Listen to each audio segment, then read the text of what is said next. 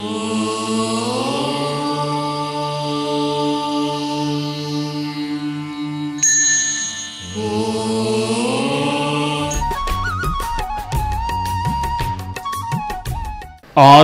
वाङ्मय में कहा गया है, क्षणम जानाहि पंडिये। हे पंडित, तुम क्षण को जानो, समय को जानो। आदमी के जीवन में समय तो मानो अभिन्नता से जुड़ा हुआ है। द्रव्य, क्षेत्र, काल, भाव, ये चार दृष्टियां होती हैं। द्रव्य क्या है, पदार्थ क्या है, अथवा संख्या में कितना है, उसका क्षेत्र कौन सा है, समय कौन सा है, उसका भाव पर्याय कैसा है। तो काल भी एक दृष्टि है, और काल समय होता है तो हम काम कर सकते हैं। समय भी नहीं मिलता तो काम भी कैसे कर सकेंगे। कोई आदमी कहे यह काम तुम्हें करना है पर तुम्हें समय नहीं दिया जाएगा काम करने के लिए, तो काम कैसे होगा। समय एक बड़ा महत्वपूर्ण तत्व है। कौन सा समय है, इस समय कौन सा काम करूं। आदमी को समय के साथ भी यथोचित रूप में चलना चाहिए। ऐसा नहीं कि समय आगे बढ़ गया और आदमी पीछे रह गया। समय के साथ आदमी चले। शास्त्र में कहा गया, जाजा बच्चई रयणी नशा पड़ी नियत्तई अहम मम कुण मानस्य अफला जन के राइयो आश्रय। जाजा बच्चई रयणी नशा पड़ी नियत्तई धम्मम तु कुण मानस्य सफला जन के राइयो। जो जो रात बीत जाती है वह लौट कर नहीं आती। अधर्म करने वाले व्यक्ति की रात्रियां समय असफल हो जाती हैं, और धर्म करने वाले व्यक्ति की रात्रियां सफल हो जाती हैं। उत्तराध्ययनानि के 10वें अध्ययन में एक गौतम के नाम संदेश दिया गया, समयम गोयम मा पमाय। गौतम, समय मात्र भी प्रमाद मत करो, जागरूक रहो। 24 घंटे हमें मिलते हैं सामान्यतया। 24 घंटों का उपयोग हम क्या करते हैं। समय तो मेघ के समान है, बादल बरसते हैं। कौन आदमी उस बादल से बरसने वाले पानी को किस रूप में ग्रहण करता है। एक घर में वो पानी नाले के माध्यम से कुंड में इकट्ठा हो जाता है, तो बाद में कितने समय तक पीने आदि में काम आता है पानी। एक पानी वो गंदी नाली में चला गया तो बेकार हो गया। तो पानी तो वही है जो मेघ ने बरसाया था, पर उस पानी का कौन आदमी किस रूप में ग्रहण करता है, यह महत्वपूर्ण बात है। इसी प्रकार समय तो सबको मिलता है। मूर्ख आदमी को भी मिलता है, ज्ञानी को भी मिलता है, बच्चे को भी मिलता है, बूढ़े को भी मिलता है, राजा को भी मिलता है, रंग को भी मिलता है। समय तो सबको मिलता है, परंतु कौन आदमी समय का क्या उपयोग करता है। समय का घटिया उपयोग भी किया जा सकता है और समय का बढ़िया उपयोग भी किया जा सकता है। दुनिया का घटिया आदमी वह होता है जो समय का घटिया उपयोग करता है। दुनिया का बढ़िया आदमी वह होता है जो समय का बढ़िया उपयोग करता है। उपयोग के संदर्भ में 3 शब्द बन जाते हैं समय के परिप्रेक्ष्य में: सदुपयोग, अनुपयोग, दुरुपयोग। एक आदमी समय का सदुपयोग करता है, अच्छा काम करता है, पढ़ता है, लिखता है, पढ़ाता है, कोई उपदेश देता है, साधना करता है। अच्छे काम करने से समय का सदुपयोग हो जाता है। दूसरा आदमी न अच्छा काम करता न बुरा काम करता, पड़ा रहता है, आलस्य में पड़ा है, वह समय का अनुपयोग हो गया। तीसरा आदमी बुरे काम करता है, किसी को मारना, पीटना, दुख देना, शराब पीना और नशा करना, लड़ाई झगड़ा करना, वह समय का दुरुपयोग करता है। तो दुरुपयोग तो करना ही नहीं चाहिए, समय का सदुपयोग हम करें और अनुपयोग करने से हमें कोई लाभ नहीं मिलेगा।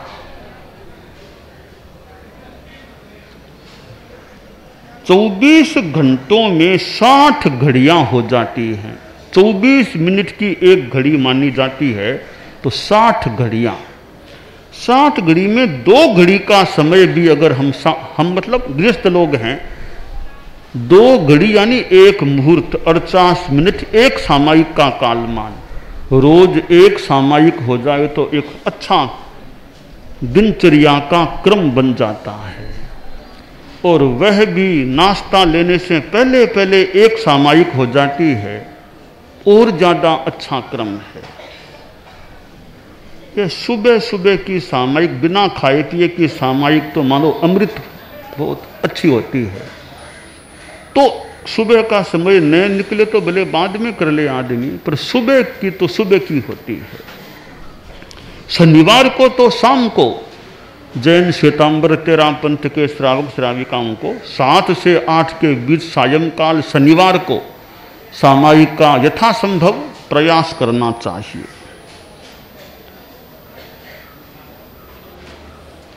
संस्कृत में कहा गया, मां वृथा समया कृथा, समय को व्यर्थ मत गमाओ, अच्छा काम करो। काव्य शास्त्र विनोदेन कालो गच्छति धीमताम, व्यसनेन तु मूर्खाणाम निद्रया कलहेनवा।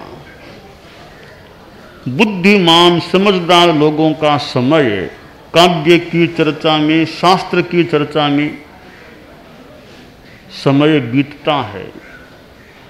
मूर्ख आदमी हैं, अज्ञानी लोग, उनका समय नींद में, कलह में, व्यसन में, इनमें समय बीत जाता है।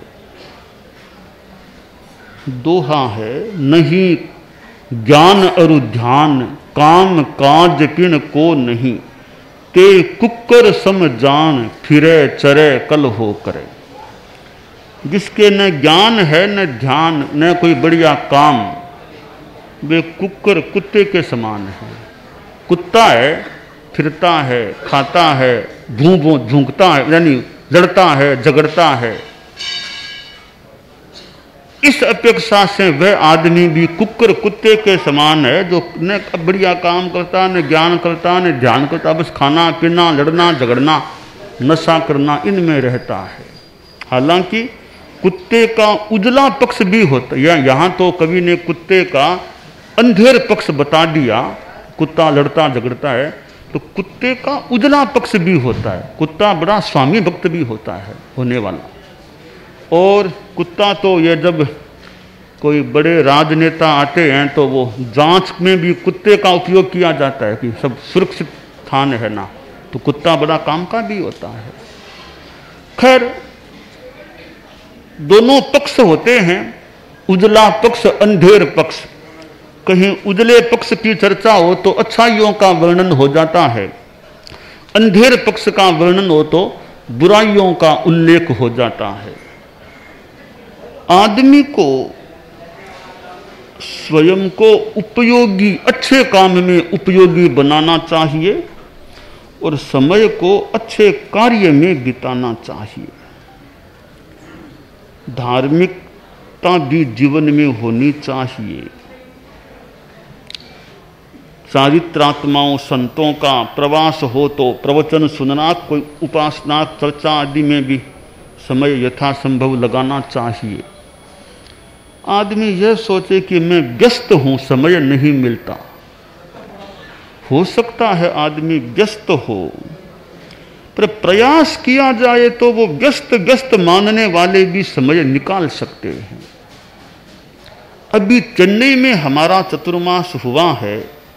अब यूं तो लोग व्यस्त रहने वाले होंगे, कितने लोगों ने ऑफिस छोड़ दी होगी, कई दिनों के लिए ऑफिस से छुट्टी ले ली होगी और माधावरम में चतुर्मास में लग गए, तो व्यस्त भी रहते होंगे। अभी तो व्यस्तता इसमें व्यस्त हो गए, अभी तो ऑफिस छूट गई कईयों की तो मानो।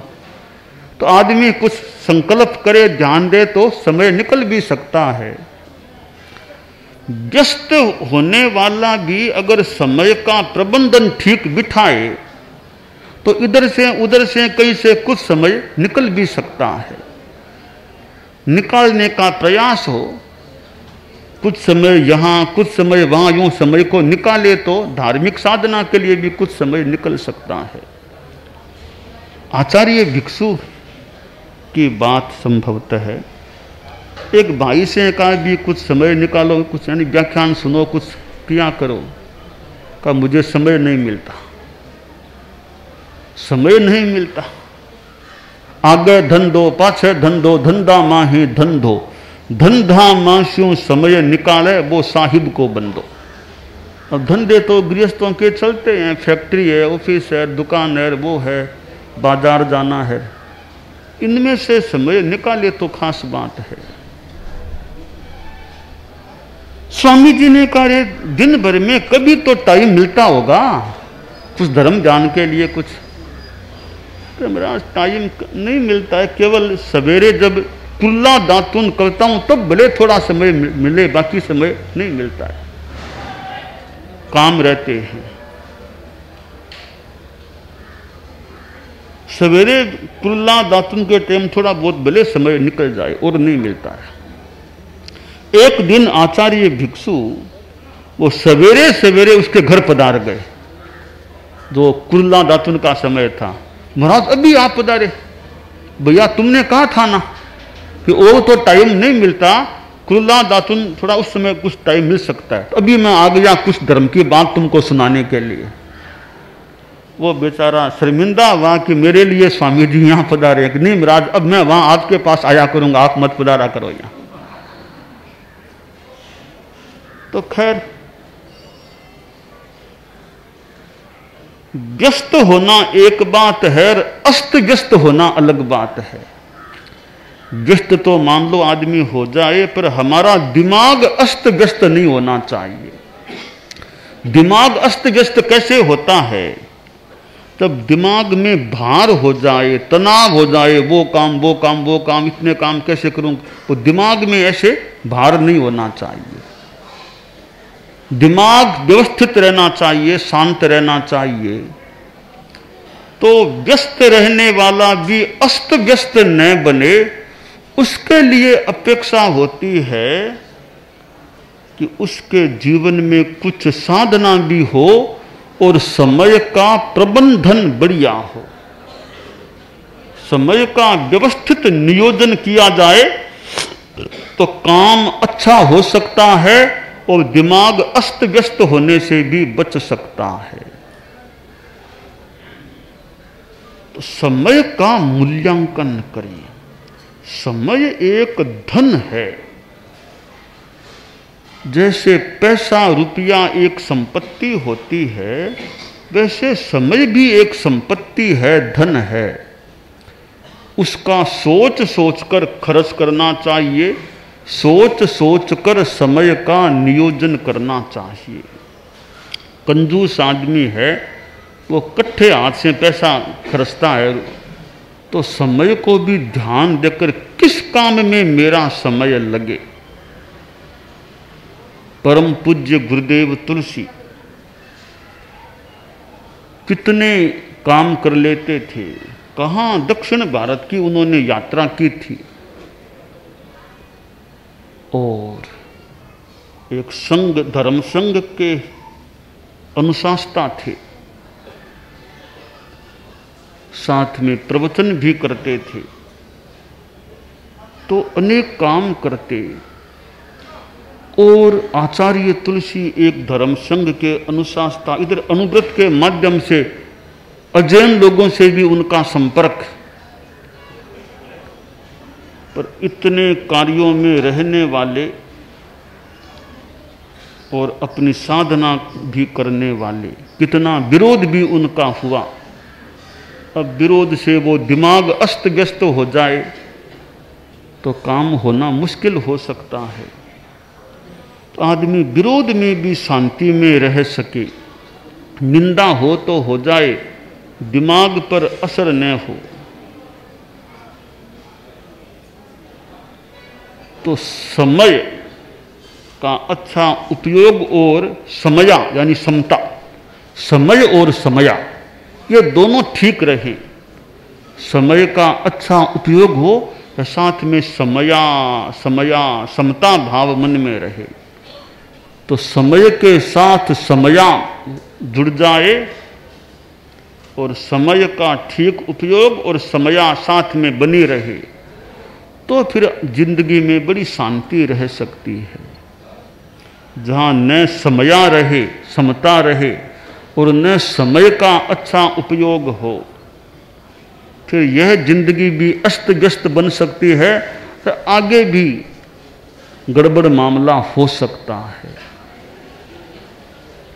इसलिए जो शास्त्रकार ने कहा है, क्षणम जाना ही पंडिये, क्षण को जानो समझो। पंडित आदमी, समझदार आदमी, मनुष्य समय को पहचाने और वर्तमान में कौन सा समय है, इस समय मुझे कैसे रहना चाहिए, मेरे जीवन का भी कौन सा समय है, जीवन का कौन सा समय है। मैं जीवन के दूसरे दशक में हूँ, तीसरे दशक में हूँ, 8वें में हूँ, 9वें में हूँ, उसके अनुसार अपनी जीवन शैली में भी कुछ कुछ परिवर्तन यथोचित कर लेना चाहिए। चौथा दशक है जीवन का, एक अलग समय है, जवानी का समय है एकदम, 5वां है, फिर 6ठा आ गया, 7वां आ गया। तो ज्यों ज्यों जीवन का समय आगे बढ़े, तो समय के साथ अपनी जीवन शैली को, जीवन के क्रम को भी परिवर्तित कर लेना चाहिए। जीवन के वैसे 3 याम होते हैं, ये प्रथम याम, मध्यम याम, पश्चिम याम। एक 30 वर्ष तक की अवस्था है, फिर 30 से 60 तक की अवस्था है, फिर 60 से बाद की अवस्था है। ये 3 भाग जीवन के हो जाते हैं। 30 तक मान ले एक प्रकार की जीवन शैली है, 30 से 60 बहुत एक काम करने का समय है, 60 के बाद फिर उतार का, जीवन का उतार का समय है। उतार में भी सावधानी रखनी चाहिए, चढ़ाव में ठीक है, उतार में भी सावधानी चाहिए। समेत शिखर कोई जाए, वापिस पैरों से नीचे उतरे, तो उतार में भी सावधानी चाहिए। पहाड़ से उतरे, चढ़ने में जोर पड़ता है, उतरने में भी सावधानी की अपेक्षा रहती है, पैरों पर कहीं असर हो जाए। तो जीवन का भी उतार है, 60 के बाद का बहुत उतार है, फिर तो उसमें उतार में और ज़्यादा संयम साधना रहे। कुल मिलाकर के हमें समय के प्रति जागरूक रहना चाहिए।